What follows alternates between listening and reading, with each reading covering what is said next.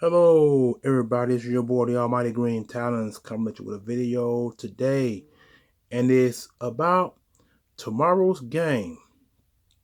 Eagles before Niners at Philadelphia. This is my key to victory video, but before I get right into it, don't forget to comment, like, share, and subscribe to the channel. Also, for the people out there who watch my videos, thank you very much. Without you, none of it would not be possible. Female and male alike. Some of the professional Eagle content creators, I thank you as well, because I know that you have all seen my videos.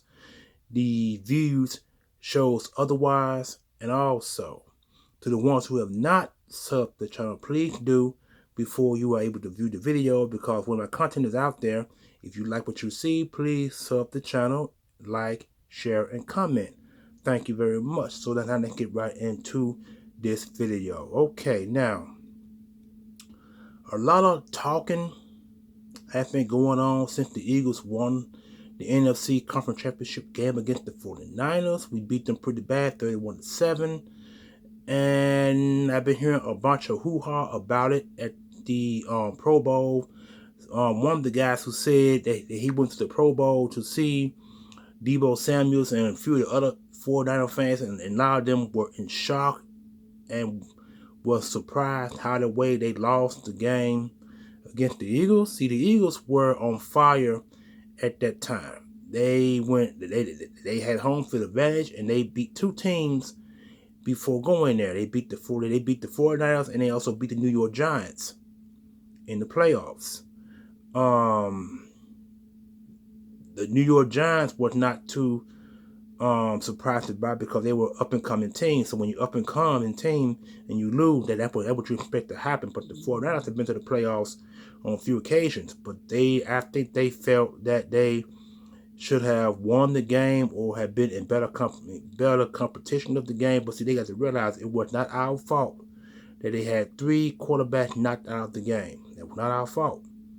So you can't be mad at that. Now you're gonna be mad at yourself for losing. You can't be mad at the team that beat you. That's what is so ass backwards about this game today. Tomorrow. These teams are in their feelings, calling Bradbury soft or trash or whatever you want to say. They are completely disrespecting the whole team, even though they are favored to win this game 3 by 3.5 points, which is the point spread of this game. And the bettings of this game had the 49ers favorite to win, but it's kind of tit for tat.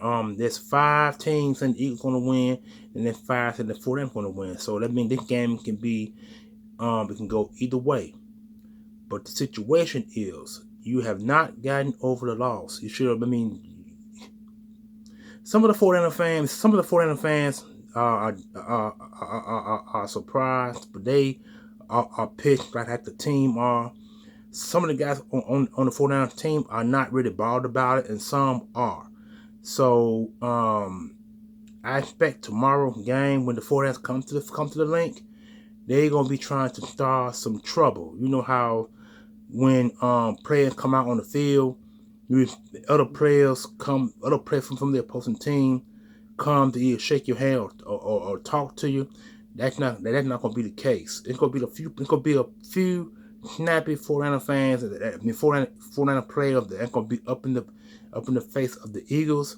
So I expect security and referees to be in the midst of that, to keep them guys separated, because one punch could be thrown and it could be a flag before the game even gets started. Because that has happened on several occasions too. Before games even get started, referees are in the middle. Some of them get hit, and sometimes they hats and flags come out like whirlwind, and them players can wind up being suspended. In fact, that happened many years ago when the Falcons played the Eagles in the Super Bowl. When the Eagles completely dismantled the Falcons, the next following year, one of the players from the Falcons got in the face of Jeremiah Trotter, and Jeremiah Trotter threw a blow. When he threw a blow, he was ejected for the whole game.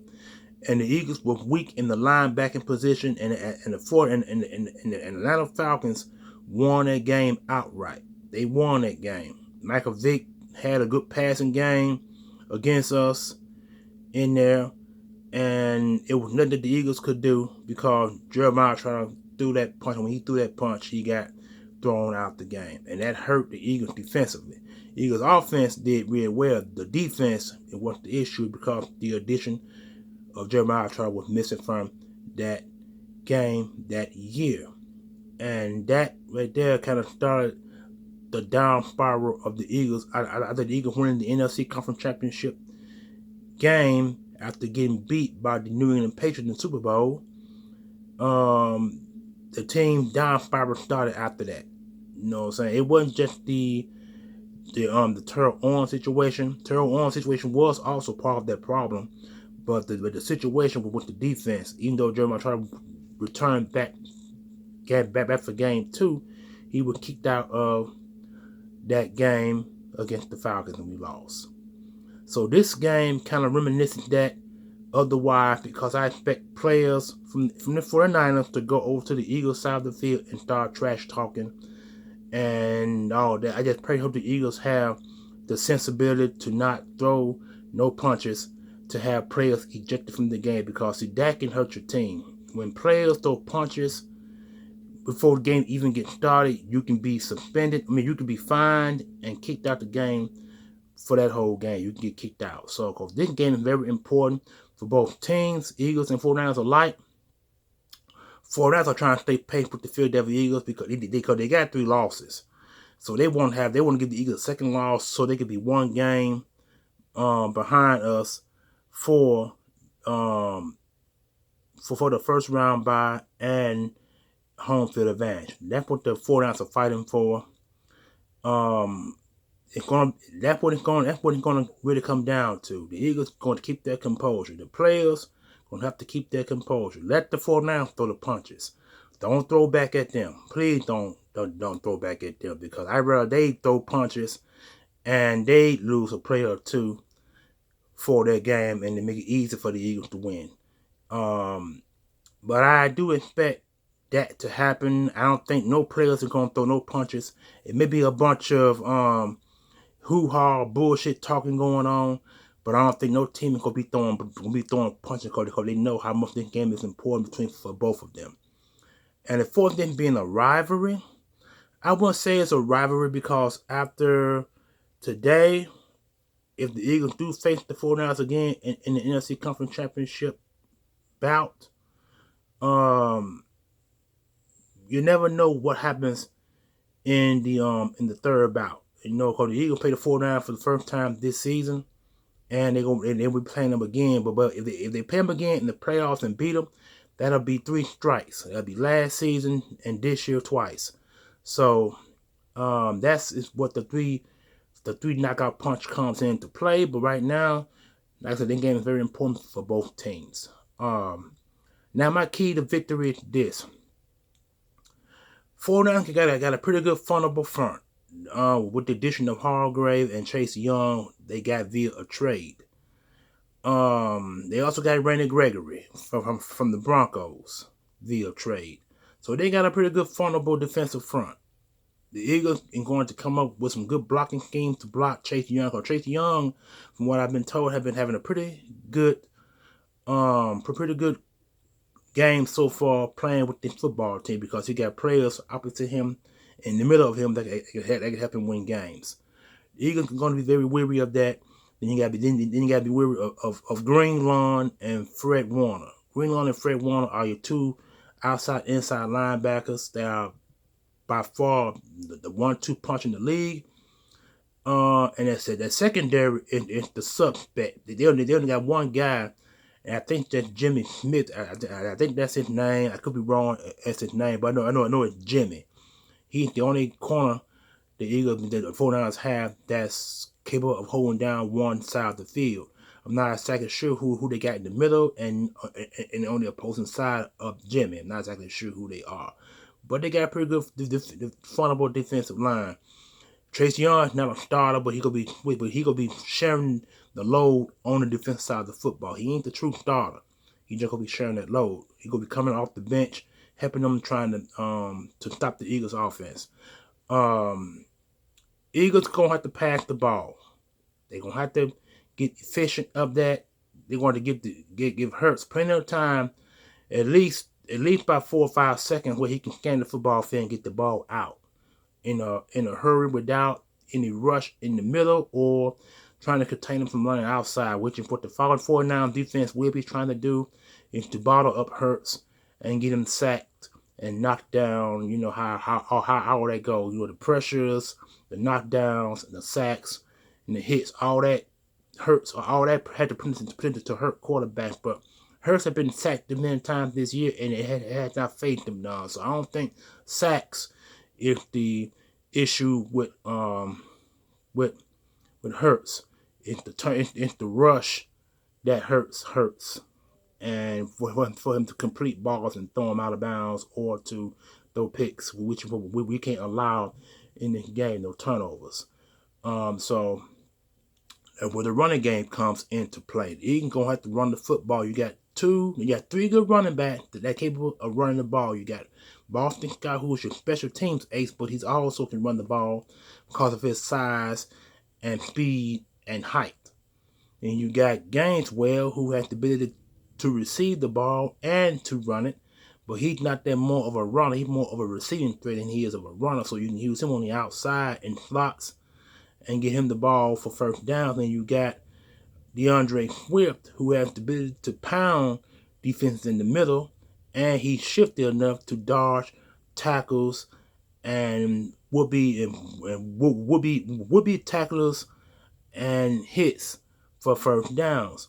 The Eagles gonna have to run the football early and often in this game. We cannot afford no slow starts, because slow starts is what hinders you from scoring. If the Eagles can get 14 or 17 points in the first half, I'll be fine with that.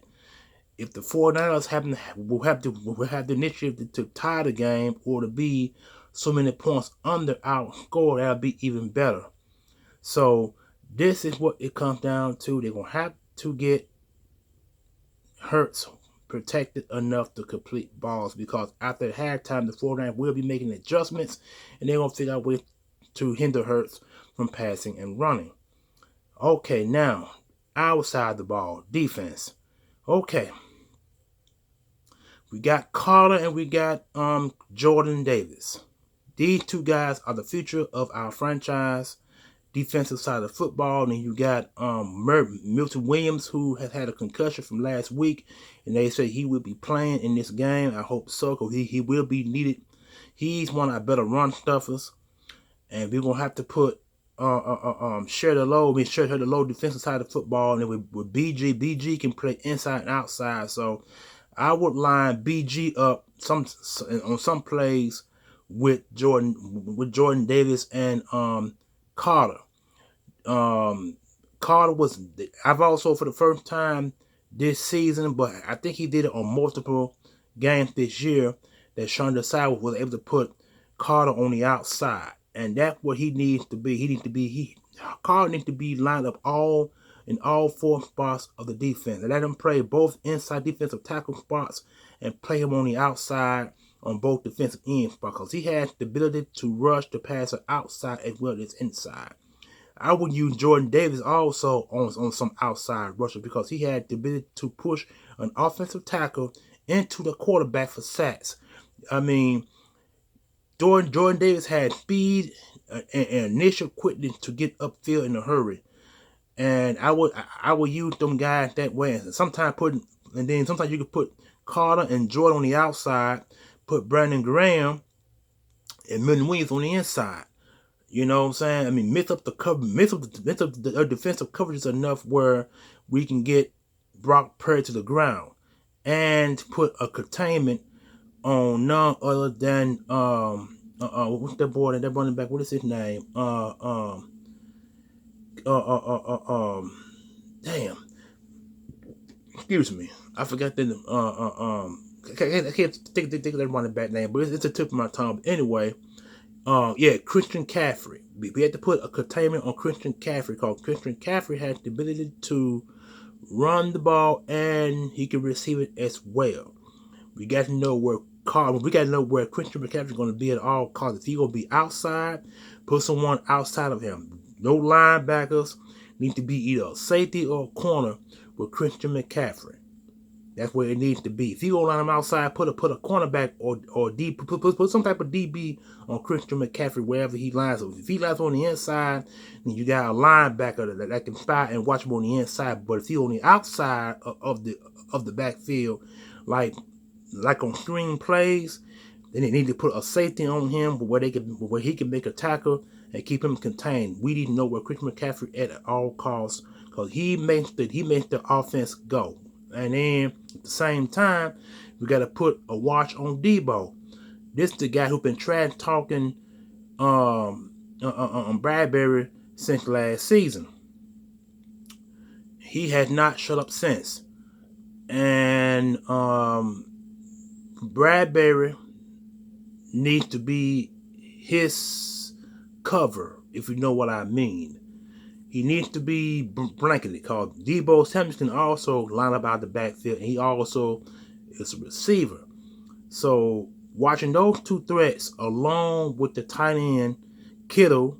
Now Kittle is a middle over the middle target for real. That's one of the reasons why tight ends have been killing us over the middle of the field because we had nobody to cover the side that midpoint of the field. So Kittle is a more of a deadly threat to catch the ball after the catch, and he will run extra yards for first down. If he catch the ball 5 yards, he gonna get 5 extra yards. So he needs to be tackled at the point of the ball. If he catches the ball, tackle him right there. He does not need to get no extra yards after the catch. He needs to be tackled. The Eagles going to be very disciplined on defense.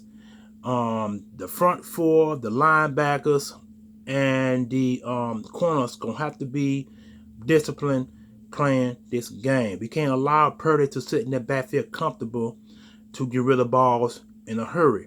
Now Purdy does not run, but he will run if need be. He may get you 2 or 3 yards. If it's short yard situation like 3rd and 3.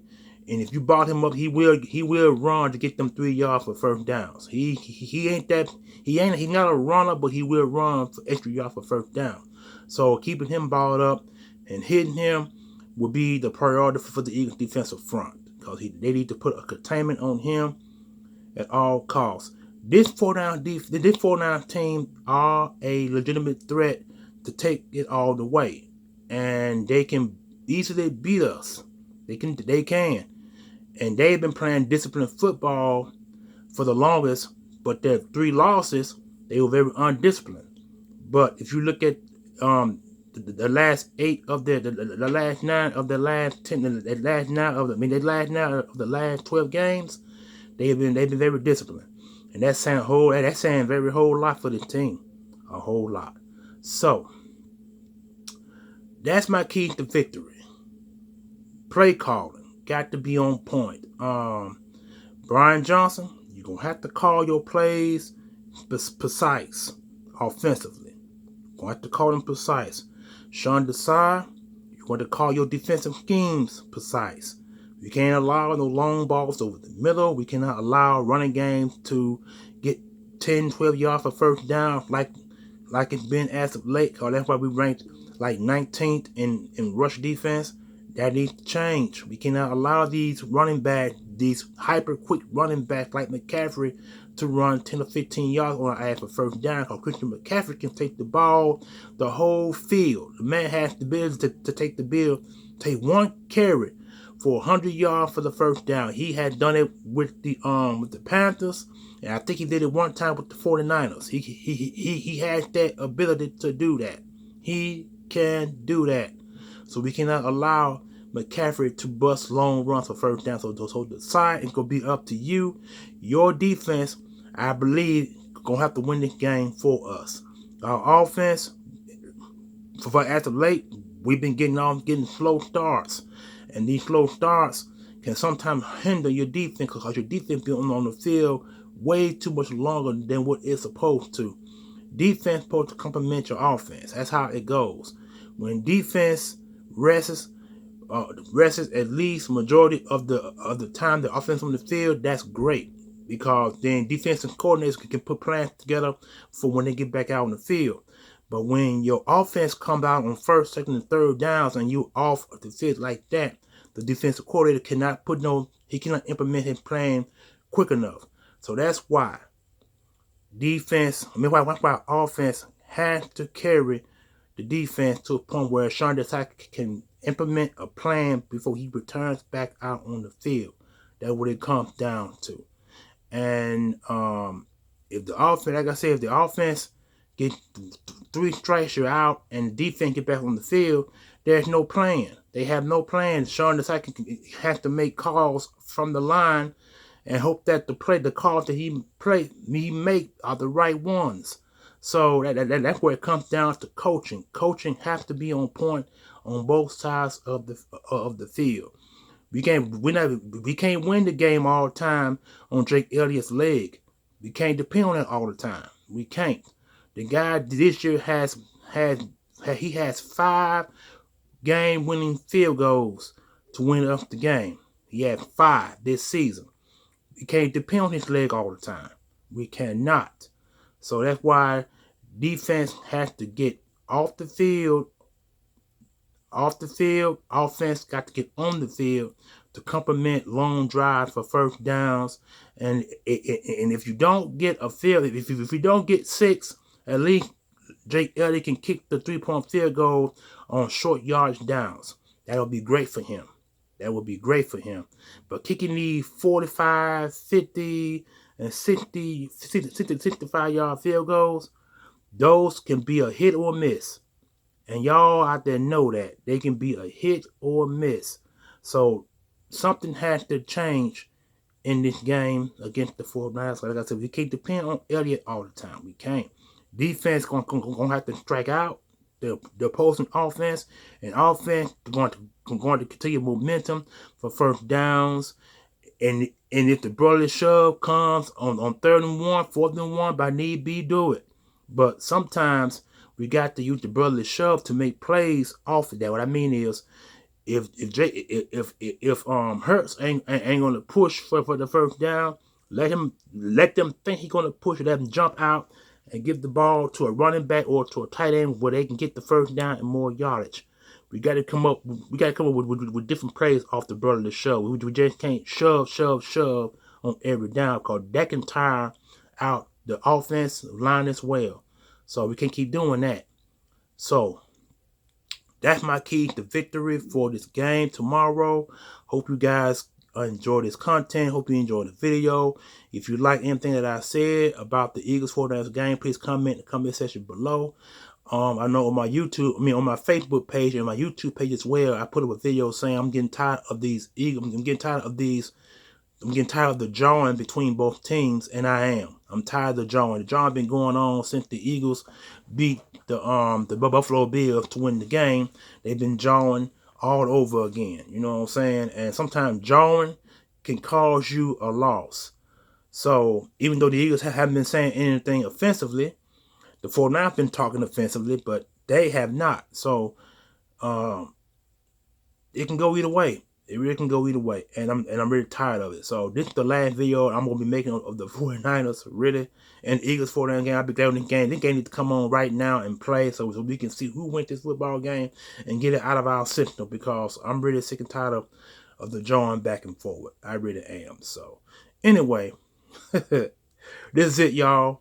Enjoy the content. I wouldn't expect this video had gone over 24 minutes. I wouldn't expect that's 6 minutes away from 30, and then from 30 minutes. And so I did enough talking, and so I'm finna end this video. Like I said, comment in the comment section below. Let me know what you think. Anything that I speak about that you feel that you want to talk about, go ahead and put it in the comment section below.